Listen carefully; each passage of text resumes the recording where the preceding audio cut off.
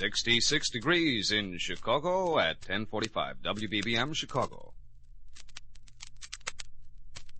Wrigley's Spearmint Gum presents The Howard Miller Show.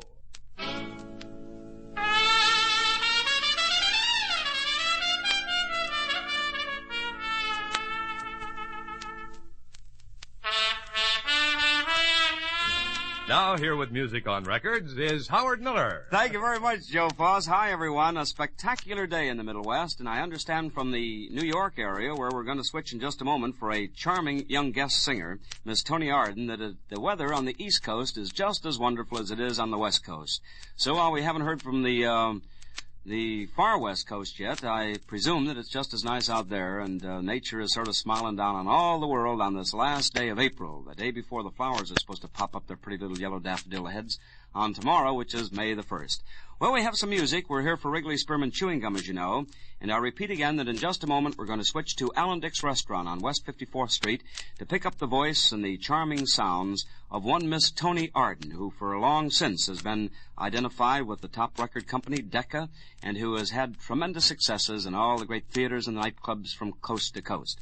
We'll press Toni for a story in a moment after we listen to the Four Lads and their new Columbia version of I Just Don't Know.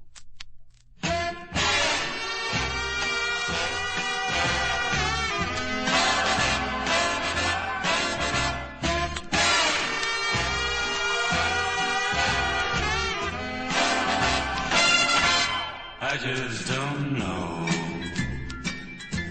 I just don't care. I just don't see me anywhere. Well, I'm a nowhere now since you and I ain't one. I just don't know. I just can't win. When you walked out, my blues walked in. Well, I'm a nowhere now since you and I ain't one. Sunday might just as well be Monday, don't care if it's day or night. 'Cause ever since you left, nothing ain't going right. I just don't know. I just don't know. So all alone, can't shake this wall. Well, I'm a nowhere now since you and I ain't one.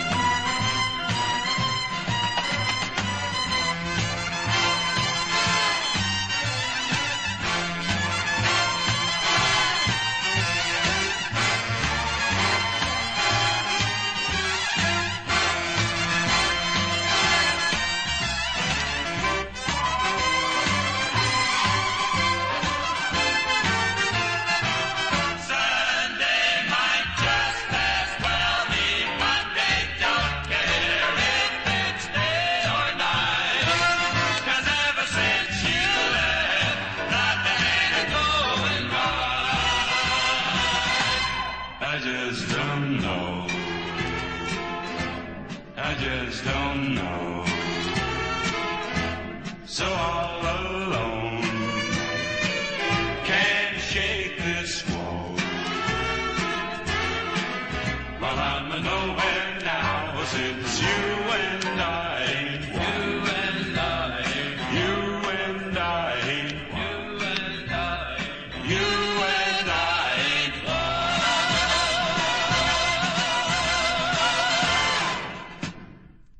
The Four Lads, racking up another tremendous hit on the Columbia label, a thing called I Just Don't Know.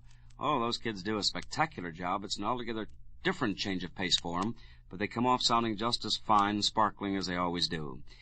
Just like Wrigley Spearmint. You know, that's like a great singer. You can always depend upon Wrigley Spearmint to give you that same wonderful flavor.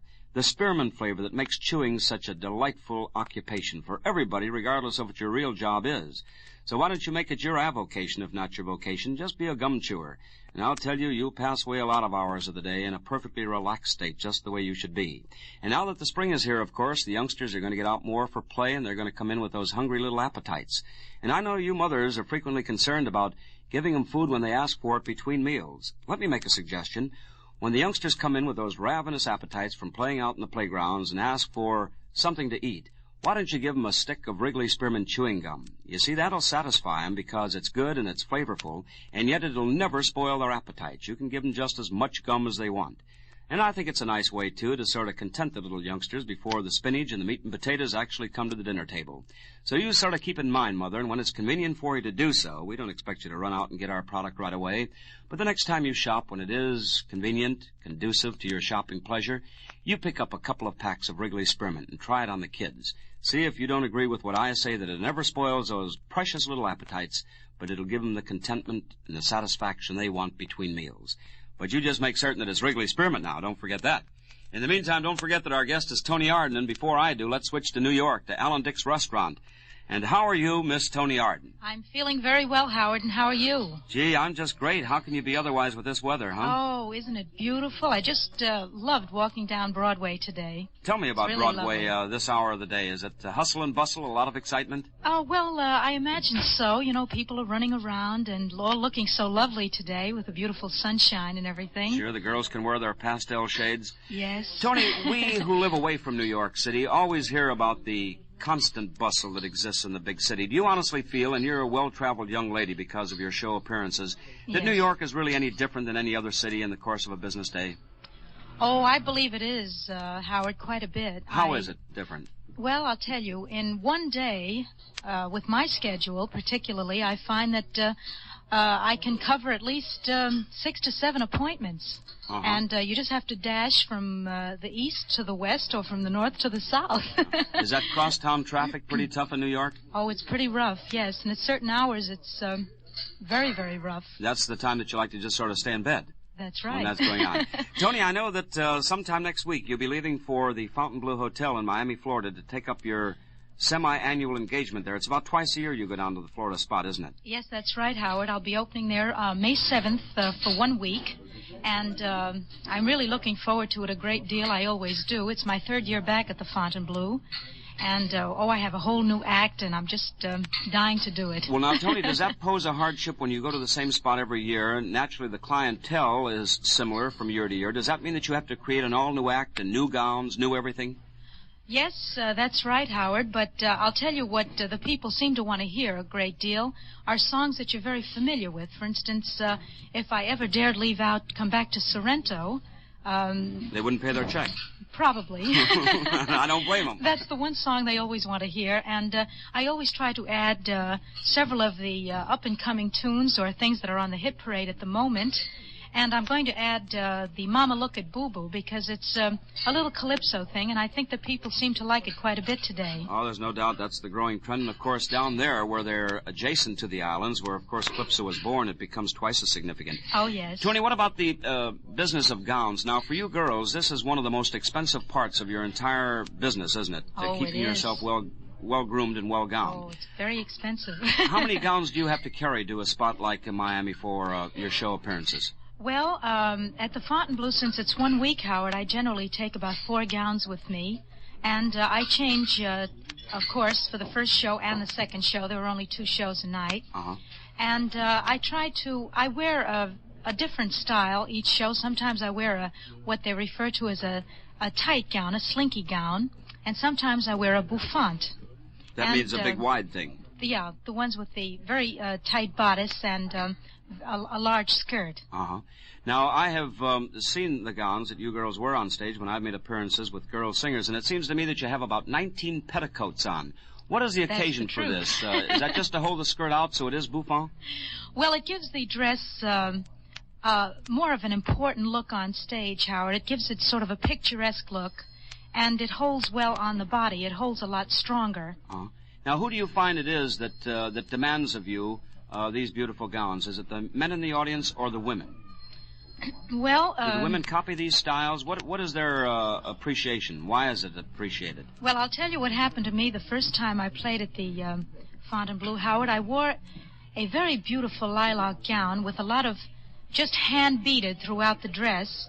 And there was a party in from the Pepsi-Cola company, and their wives wanted to meet me because they were very interested in knowing where I got this particular dress, that they had never seen anything quite like it.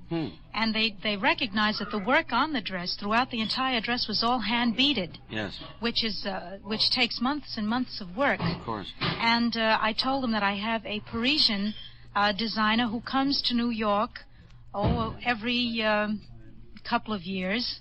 And sometimes while in Paris, she does a couple of things for me. Uh-huh. And then I suppose you told the girls the price, and their husbands pulled them right out of the place, huh? That's right. May I ask, I hope not an embarrassing, but certainly a personal question? Yes. How much does a gown like that cost? Well, for this particular gown, Howard, I paid $1,500. Boom. I just swallowed my teeth. Toni, let's listen to this swell new Decca record that you have. It's a beautiful thing, and we'll put it on and then we'll talk about $1,500 later. Here is Miss Toni Arden and a great song and a great sound called Empty Heart. My empty heart, my empty heart keeps calling your name. My empty heart keeps calling your name. My empty heart knows only the pain of all the hours we're apart. It cries for you, my empty heart. My empty heart remembers the time our love was new and you were all mine. And with each beat from the start, I cried for you, my empty heart. It just keeps sighing and crying. It almost feels like dying. Won't you fill that empty space? It wants you near it, to hear it, and never more to fear it. For no one can ever take your place. My empty heart will love only you. My empty heart knows you love it too. So please come back and let's start to fill the emptiness in my empty heart.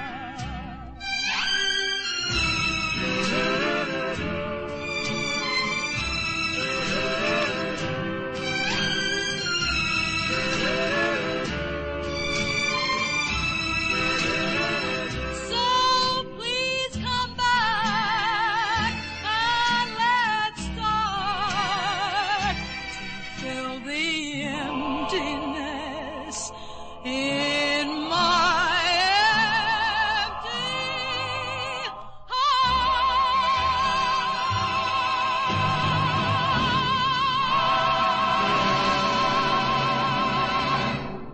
Beautiful thing done by a most talented young lady. Her name is Toni Arden. That's her Decca record of Empty Heart.